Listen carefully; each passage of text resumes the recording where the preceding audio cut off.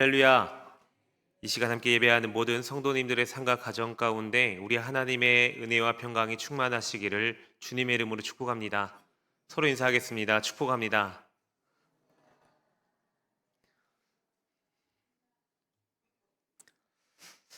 여러분, 혹시 여러분들에게 누군가가 와서 변했다라고 하면 여러분들은 어떻겠습니까? 별로 좋진 않을 것 같습니다. 예. 최근에 군산에 이렇게 비가 많이 오는데 제가 다 씻고 이제 좀 쉬어야지 하고 있는데 저희 아내가 저에게 다가옵니다. 이 음식물 쓰레기죠. 예. 그때 제가 바로 즉각적으로 행동했어야 되는데 저도 모르게 지금이라고 해버렸습니다. 그랬더니 저희 아내가 저한테 하는 얘기가 변했네. 변했어. 예, 이처럼 사람은 변할 수 있습니다. 쉽게 잘 변하지는 않지만 변화를 가져갈 수 있습니다. 오늘 본문 말씀을 보시면 방금 상황과는 좀 다르게 좋은 아주 긍정적인 모습의 변화를 보여준 사람이 있습니다. 바로 베드로입니다. 예수님께서 십자가의 죽음을 당하시고 이 부활 승천하신 바로 그 해, 이 오순절 날에 마침내 약속하신 대로 이 땅 위에 성령님이 강림하십니다. 때는 마침 유대인의 대명절인 오순절이었습니다. 그래서 모세의 율법을 따라서 이 오순절을 예루살렘의 중앙 성소에서 지키기 위해서 이 세계 각국 도처에서 흩어져 살았던 이 경건한 유대인들이 이 예루살렘으로 모여 있었습니다. 따라서 이들은 이 예루살렘의 마가 다락방에 임했던 이 성령 강림 대사건을 접할 수 있었습니다. 오순절날 이 다락방에 모인 제자들에게 성령이 임하게 되자 가장 생생하게 드러났던 현상이 바로 이 제자들의 방언이었습니다. 이때 그들의 기도 소리가 얼마나 컸던지 예루살렘에 모인 사람들은 무슨 큰 소동이 일어난 줄 알고서 모여들었습니다. 미천하고 무식한 이 갈릴리 출신의 사람들이 세계 각국의 언어를 유창하게 구사하고 있음을 보면서 직접 귀로 듣는 그 사실을 부정할 수도 없으면서도 그 원인과 경위를 도무지 알지 못해서 당혹스러워하고 있습니다. 그래서 어떤 이들은 그 제자들을 바라보면서 저들이 술에 취했다라고 하면서 제자들을 향해 조롱까지 하기도 했습니다. 이때 이 제자들의 지도자이며 사도들의 수장인 베드로가 이 예루살렘 군중들 앞에 서서 성령의 역사를 깨닫지 못하고 있는 그 자들을 향해서 담대히 하나님의 말씀을 전하기 시작합니다. 이러한 모습이 바로 베드로의 첫 번째 설교이자 오순절 설교입니다. 여러분, 베드로는 얼마 전까지만 해도요, 이 대제사장 가야바 집들의 작은 계집종 하나 앞에서도 3년간 따라다니던 예수님을 부인할 정도로 겁이 많고 두려움이 많았던 인물이었습니다. 그것도 세 번째에는 예수님을 저주하고 맹세까지 하면서 예수님을 부인했던 자였습니다. 예수님이 십자가 못 박히신 후에도 다른 제자들과 함께 두려워서 숨어 있던 사람이었습니다. 게다가 부활하신 그 예수님을 보고도 두려움이 사라지지 않아서 다시 어부 생활하기 위해 갈릴리로 내려갔던 자였습니다. 이러한 베드로에게 부활하신 예수님께서 다시 찾아가 주셔서 위로해 주시고 다시금 용기를 허락해 주셨습니다. 이렇게 부활한 주님을 체험하고 주님으로부터 새롭게 힘을 얻은 베드로는 120여 명의 성도들과 함께 간절히 성령을 기다리며 기도를 하다가 결국엔 성령을 받게 됩니다. 그리고 성령 충만함을 받은 이 지금의 베드로는 예전의 그 모습과 전혀 다른 사람으로 변해 있습니다. 수많은 예루살렘 순례객들 앞에서 담대하게 서서 큰 소리로 복음의 메시지를 선포할 정도로 당당한 예수 그리스도의 증인이 되어 있었습니다.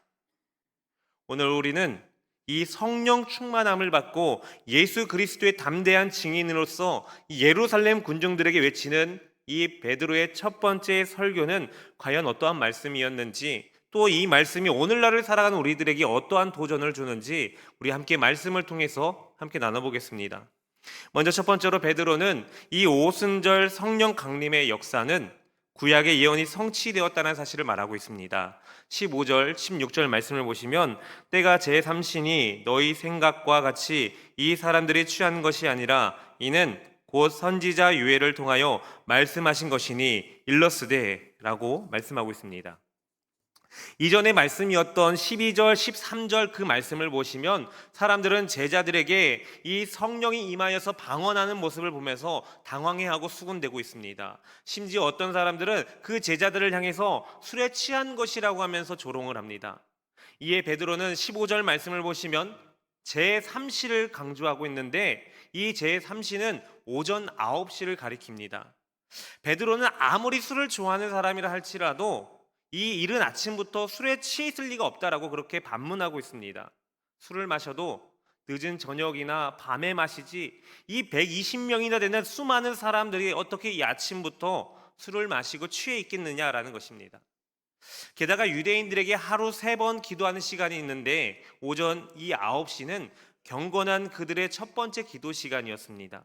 특히 이 안식일이나 절기일 때 이 오전 9시 이전에 아무것도 먹거나 마시지 않았습니다. 그러니 이것이 술의 취함이 아니라 성령님이 임하신 역사이며 구약시대 유엘 선지자를 통해서 말씀하신 하나님의 언약이 성취되고 있음을 그들에게 가르쳐주고 있는 것입니다. 베드로는 요엘서 2장 28절 말씀에서 32절까지 기록된 말씀을 그들에게 들려줍니다. 그들이 바라보고 있는 지금 이러한 모습은 500여 년 전에 선지자 요엘을 통해서 하나님께서 예언하신 일이 그대로 성취되어 있다라고 말하고 있습니다. 베드로는 이들이 술에 취한 것이 아니라 구약의 예언이 이루어지고 있는 현장이라는 사실을 분명하게 그들에게 가르쳐주고며 그들을 향해 선포하고 있는 것입니다. 이처럼 성경에 기록된 하나님의 말씀은 반드시 성취되어집니다. 그러니 하나님의 말씀을 읽고 그 하나님의 말씀을 들을 때 과연 저러한 일들이 이루어질까? 저게 진짜 가능한 일인가라는 어리석은 믿음보다라는 하나님의 말씀은 반드시 성취되어지기 때문에 하나님께서 이 말씀을 어떻게 이뤄가실지를 기대하고 소망하는 마음으로 그 언약을 성취하실 하나님을 신뢰하며 믿음으로 살아가야 되는 것입니다. 당시 오순절 절기를 지키기 위해서 모였던 이 유대 종교자들과 또 각 나라에서 모여들었던 이 디아스포라인들은 매 순간 하나님의 말씀을 가까이 하고 그 말씀을 묵상했지만 하나님의 말씀이 실제로 성취되는지에서는 관심이 없었습니다. 그러니 종교의식 중 하나로 치부하면서 하나님의 말씀의 성취와는 상관없이 종교 활동에만 그렇게 열심히 해왔던 것입니다. 살아있는 하나님의 말씀을 그저 자신들이 해야 되는 하나의 행위로 치부하고 말았던 것입니다. 그러나 하나님의 말씀은 생명력이 있어서 살아 역사하고 존귀하신 하나님이 말씀하신 그 하나님의 말씀은 반드시 하나도 오차없이 성취되어지고 이루어지는 것입니다. 그러니 하나님의 말씀이 우리의 삶에 어떻게 적용되어지고 또 어떻게 실현되는지 하나님의 말씀을 민감하게 받아들일 필요가 있다는 것입니다. 아무리 우리가 이렇게 교회 열심히 나오고 열심히 예배하고 열심으로 섬기고 봉사한다 할지라도 하나님의 말씀이 내 삶에 적용되지 못한다면, 하나님의 말씀이 성취되는 것을 믿지 못한다라면 우리가 하는 모든 행위들은 그저 종교적 행위에 지나치지 않는다는 것입니다. 옛날 아주 먼 시대의 어느 작은 민족의 역사 이야기가 아니라 오늘 나에게 하시는 하나님의 말씀으로 받아들이고 그 말씀이 어떻게 이루어지는지를 기대하고 소망하는 삶을 살아가야 된다는 것입니다. 이제 여름이 다가오면은 저희는 이제 여름 사역을 마치고 휴가를 가게 됩니다. 저는 휴가가 되면은 저희 딸하고 한 번씩 외부로 다녀오게 됩니다. 그러면 예송이가 너무나도 그렇게 휴가 때 다녀왔던 곳이 마음에 들었는지 아빠 다음에 휴가 때 또 여기 한번 또 오자라고 그렇게 말합니다. 그러면 그때 제가 무슨 자신감이었는지 모르겠지만 예송이한테 그래 아빠가 다음 휴가 때 꼭 올게라고 그렇게 약속을 합니다. 그런데 막상 다음 휴가가 되고 또 이전에 했던 약속을 지키려 하다 보면은 뭐 이런 일도 생기고 저런 일도 생겨서 그 약속을 지키지 못할 때가 많습니다. 약속을 지키려고 무단히 노력을 하고 열심히 애를 쓰는데도 좀처럼 그 약속을 쉽게 지켜내지 못합니다. 이처럼 우리 인간은 상황과 환경에 많은 영향을 받기 때문에 아무리 약속을 하고 그 약속을 지켜내려 한다 해도 쉽게 지켜낼 수가 없습니다. 그러나 우리 하나님은 환경과 상황을 뛰어넘으시고 실수가 없으시고 완전한 분이십니다. 게다가 푸른 마르고 꽃은 시들지라도 하나님의 말씀은 영원하기 때문에 하나님이 하신 약속은 반드시 이루어지며 성취되어지는 것입니다. 성도 여러분, 성경의 주제는 예수님에 대해서 말씀하고 있습니다. 구약에 오신 구약의 성경은 오신 예수님에 대해서 말씀하고 있고 신약 성경은 오실 예수님에 대해서 기록합니다. 그렇다면 당시 유대인들은 오실 예수님을 기대하고 소망하면서 메시아이신 이 예수님을 기다려야 했습니다. 그런데 그들은 메시아로 오신 예수님을 알아보지 못하고 십자가에 못 박힙니다. 왜 그렇습니까? 그들이 매일 하나님의 말씀을 가까이 한다 할지라도 그 말씀이 이루어질 것이라는 확신이 없는 삶을 살아왔다라는 증거입니다. 그렇다면 우리는 이러한 유대인들의 모습을 바라보면서 어떠한 삶을 살아가야 되겠습니까? 하나님의 말씀은 반드시 성취되어지고 반드시 이루어진다는 사실을 믿음으로 하나님의 말씀을 따라 살아가고 노력하며 오실 예수 그리스도를 고대하고 기대하며 소망하는 삶을 살아가야 되는 것입니다. 그러므로 우리는 반드시 이루어질 영원 불변한 그 하나님의 말씀을 붙들고 그 말씀이 이루어질 일들을 기대하고 소망하는 가운데 신실하신 하나님을 신뢰하며 그 하나님 앞에 믿음으로 나아가는 그러한 저와 여러분들 되시기를 주님의 이름으로 축복합니다. 이제 두 번째로 베드로는 이 마지막 때에 하나님께서 성령을 모든 사람에게 부어주신다라는 이 요엘 선지자의 예언을 인용하며 다시 한 번 더 하나님의 말씀을 증거하고 있습니다. 17절 18절 말씀을 보시면 하나님이 말씀하시기를 말세에 내가 내 영을 모든 육체에 부어주리니 너희의 자녀들은 예언할 것이요 너희의 젊은이들은 환상을 보고 너희의 늙은이들은 꿈을 꾸리라. 그때에 내가 내 영을 내 남종과 여종들에게 부어주리니 그들이 예언할 것이요 라고 말씀합니다. 하나님께서 말세에 모든 사람들에게 성령을 부어주신다라고 말씀합니다. 이 말세라는 것은 예수님께서 오신 이 초림 때부터 재림에 이르기까지 그 기간을 말합니다. 바로 이 신약 시대를 살아가고 있는 지금 우리가 살아가고 있는 이 마지막 시대를 말하고 있습니다. 구약 시대에는 하나님께서 필요한 때에 필요한 사람들에게 일시적으로 성령을 부어주셨습니다. 선지자들이 성령의 충만함을 받고서 예언을 했고 사사 삼손이 성령 충만함을 받아서 블레셋 군대를 무찔렀습니다. 그런데 말세에는 모든 사람들에게 성령을 부어주시겠다라고 말씀합니다. 특히 당시에 가장 천한 신분으로 여겨졌던 이 남종과 여종들에게도 성령이 임한다는 사실은 매우 놀라운 사건이었습니다. 당시 사람으로 취급받지 못했던 취급받지 못하고 짐승이나 물건으로 취급받았던 이들에게 동일하게 성령이 임한다라는 것은 굉장히 충격적인 사건입니다. 이처럼 마지막 시대에 성령이 임한다라는 역사는 구약 시대의 몇몇 사람들에게나 오순절 다락방에 모인 이 120여 명 이 제자들에게만 일어나는 것이 아니라 성령을 사모하는 모든 자들에게 한 사람도 빠짐없이 임하는 역사라는 것입니다. 베드로는 이어서 요엘 선지자의 말씀을 계속해서 인용하는 가운데 성령이 임하심과 함께 성령이 임한 자들에게 나타나는 일들에 대해서도 말씀합니다. 먼저 성령이 임하면 너희의 자녀들이 예언할 것이요 라고 말합니다. 우리는 예언이라고 하면 단순히 미래 일들을 예측하고 말하는 것으로 알고 있습니다. 물론 이러한 것도 예언이 되겠지만 성경이 말하고 있는 예언은 하나님의 입이 된다라는 것입니다. 우리가 예언을 한다라는 것은 하나님께서 우리의 입술을 통해서 하나님의 말씀을 선포하는 것입니다. 어떠한 말씀을 선포하는 것입니까? 바로 복음을 선포하는 것입니다. 이처럼 성령이 임하게 된 자들은 하나님의 복음을 선포하는 복음의 전달자로서 삶을 살아가게 된다는 것입니다. 이어서 성령이 임하게 되면은 두 번째로 너희의 젊은이들은 환상을 보고라고 말하고 있습니다.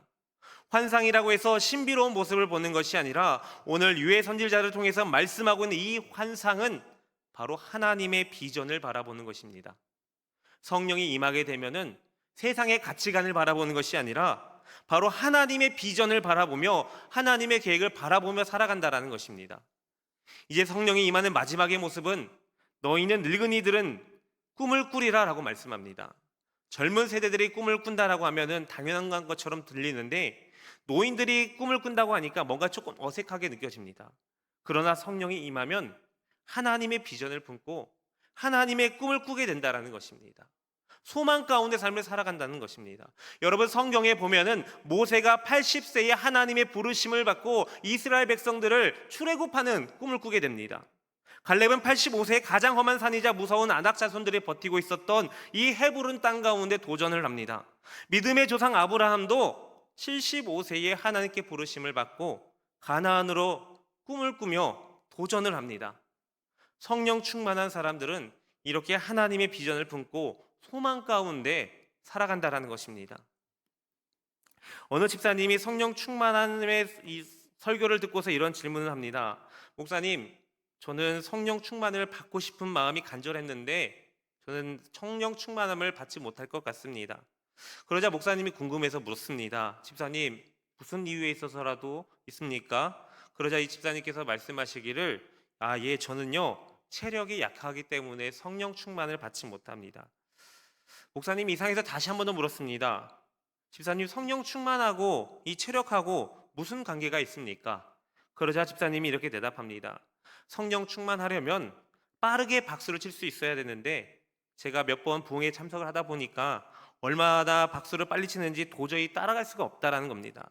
저는 따라가다 팔이 아파서 중간에 포기했어요. 그러니 성령 충만을 받지 못한 거예요. 여러분 어떻게 생각하십니까? 성령 충만은 무아지경 상태에서 하나님의 능력을 나타내는 것으로 그렇게 바라보십니까? 자신은 아무것도 하지 않고 이 성령에 의해서 저절로 이것도 하고 저것도 하는 것을 생각하고 계십니까? 성령 충만은 이 자기 자아나 의지와는 상관없이 이루어지는 것이 아닙니다. 성령 충만은 성령이 임하셔서 이끄실 때 철저하게 순종할 수 있는 것을 말합니다. 성령이 나에게 말씀하실 때 성령에 붙들려서 내가 끌려가는 것을 말합니다. 성령이 나를 장악하고 성령이 나를 지배하고 성령에 이끌려가는 것을 가리켜서 성령이 임했다라고 말합니다. 성령 충만하다라고 말할 수 있다라는 것입니다. 성도 여러분, 성령 받으시길 바랍니다. 성령 충만하시길 바랍니다. 그래서 하나님이 주시는 꿈을 품고 살아가는 여러분들이 되시길 바랍니다. 하나님의 비전을 바라보며 살아가시기를 바랍니다. 그리고 하나님의 복음의 전달자로서 쓰임 받으시기를 바랍니다. 성령이 임한 사람은 하나님이 주신 거룩한 꿈을 품고 살아가는데 이러한 사람은 현실의 시련과 역경 가운데 낙심하지 않습니다. 대신 하나님의 능력을 구하며 승리하는 삶을 살아갑니다. 또한 하나님의 뜻과 계획하심을 알기 때문에 항상 긍정적인 사고로 살아갑니다. 따라서 성령 받은 사람은 과거를 돌아보지 않습니다. 과거의 좌절과 아픔과 상처를 바라보지 않고 하나님의 그 환상과 꿈을 통해서 하나님의 뜻과 계획을 깨닫고 하나님을 신뢰하며 살아가는 것입니다. 우리의 삶의 주관자이시며 항상 좋은 것을 우리에게 주시는 그 하나님을 믿고 신뢰하며 우리에게 임하신 성령이 우리가 상상하지도 못하는 놀라운 일들 가운데 우리를 사용하심에 기대하고 소망하는 그러한 가운데 살아간다는 것입니다. 그러므로 항상 하나님의 말씀을 묵상하고 그 말씀에 순종하여 성령을 구하는 여러분들이 되시길 바랍니다. 그리하여 성령이 이끄시는 대로 하나님이 우리에게 주신 그 비전을 발견하고 하나님의 꿈을 꾸며 하나님의 귀한 복음의 사역을 감당하는 데 쓰임받는 그러한 저와 여러분들 되시기를 주님의 이름으로 축복합니다. 이제 마지막 세 번째로 이 베드로는 요엘 선지자의 예언에 의하면 마지막 때 이 심판이 임하게 된다라고 말씀하고 있습니다. 19절 20절 말씀을 보시면 또 내가 위로 하늘에서는 기사를 아래로 땅에서는 징조를 베풀리니 곧 피와 불과 연기로다. 주의 크고 영화로운 날이 이르기 전에 해가 변하여 어두워지고 달이 변하여 피가 되리라 라고 말씀합니다. 여러분 마지막 때의 징조는 피와 불과 연기입니다. 마치 전쟁이나 이 초자연적인 현상을 보여주는 것 같습니다. 이처럼 마지막 때는 하나님의 심판이 무섭게 임하는 날이라는 것입니다. 주의 크고 영화로운 날은 예수님께서 다시 오실 이 재림의 날을 나타내는데 이때 나타나는 현상에 대해서도 일전에 예수님께서 말씀하신 바 있습니다. 마태복음 24장 29절에서 31절 말씀입니다. 그날 환난 후에 즉시 해가 어두워지며 달이 빛을 내지 아니하며 별들이 하늘에서 떨어지며 하늘의 권능들이 흔들리리라. 그때의 인자의 징조가 하늘에서 보이겠고 그때의 땅의 모든 족속들이 통곡하며 그들이 인자가 구름을 타고 능력과 큰 영광으로 오는 것을 보리라. 그가 큰 나팔 소리와 함께 천사들을 보내리니 그들이 그의 택하신 자들을 하늘 이 끝에서 저 끝까지 사방에서 모으리라. 하나님의 심판의 날은 바로 예수님이 재림하시는 날입니다. 이 날은 믿지 않는 자들에게 심판이 있겠지만 우리 믿음의 성도들에게는 영원한 하나님의 나라로 인도함을 받는 구원의 날이기도 한 것입니다. 그래서 요엘 선지자는 이어서 21절 말씀에 이렇게 말씀합니다. 누구든지 주의 이름을 부르는 자는 구원을 받으리라 하였느니라. 마지막 때의 심판의 날이 세상 가운데 임했을 때 구원을 받을 수 있는 유일한 길은 바로 예수 그리스도를 구주로 영접하고 구원자가 되시는 예수님의 이름을 부르짖는 것이다라고 말씀하고 있습니다. 이처럼 주님의 이름을 부르고 주님의 나의 구원자로 인정하는 것만이 심판을 면하고 축복된 하나님의 나라로 들어가게 된다는 것입니다. 그렇다면 마지막 때를 살아가고 있는 우리들은 어떠한 삶을 살아가야 되겠습니까? 마지막 때가 속히 다가오고 있음을 알고 있다라면 주님 오실 그날을 준비하는 신부로서의 삶을 살아가야 됩니다. 신부로서의 삶은 과연 어떠한 삶입니까? 신랑이신 예수님이 원하시는 삶을 살아가는 것입니다. 바로 마지막 때를 준비하며 신랑이신 예수님과 함께 하나님의 나라에 들어가기 위해서 우리의 몸과 마음을 거룩한 신부로 지켜 나아가는 것입니다. 그리고 주님 오실 그날을 기대하고 소망하면서 주님 오실 그날까지 깨어있어 준비하는 자로서 삶을 살아가야 되는 것입니다. 우리가 이러한 모습으로 주님 오실 그날을 기다린다면 주님 오시는 그날 우리는 기쁨으로 맞이하는 신부가 될 수 있는 것입니다.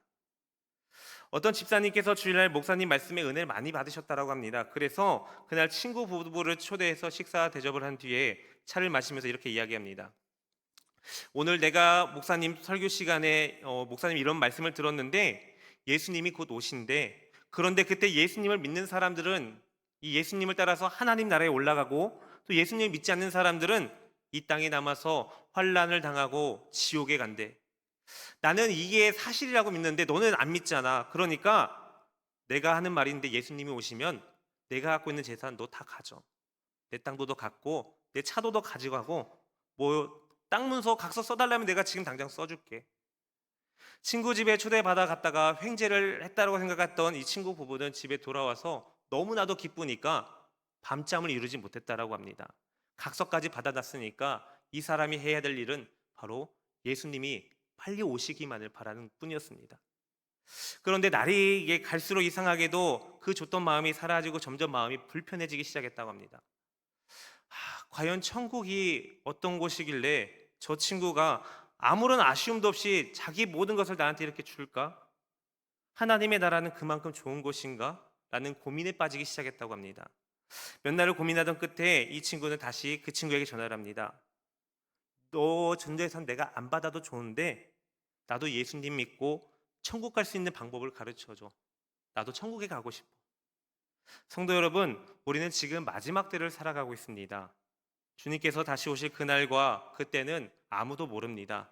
그러나 그날이 아주 가까이 오고 있음을 우리는 알 수 있습니다. 주님 오시는 그날 하나님의 무서운 심판이 있을 것인데 주님의 이름을 부르는 자들은 영원한 생명으로 인도함을 받을 것입니다. 그러니 우리는 마지막 때가 다가오고 있음에 두려워 말고 그날을 고대하고 기다리며 기다리는 자들로서 삶을 살아가야 될 것입니다. 뿐만이 아니라 그날을 기다리되 그냥 기다리지 말고 아직도 주님을 알지 못하는 자들에게 하나님의 복음을 전하면서 함께 마지막 때를 기다리며 두려움과 좌절과 낭망이 아니라 소망으로 기쁨으로 주님을 맞이하는 그러한 저와 여러분들 되시기를 주님의 이름으로 축복합니다. 사랑하는 성도 여러분, 오늘 베드로는 이 많은 유대인들 앞에서 하나님의 말씀을 선포합니다. 이전에는 겁도 많고 두려움도 많았던 자였습니다.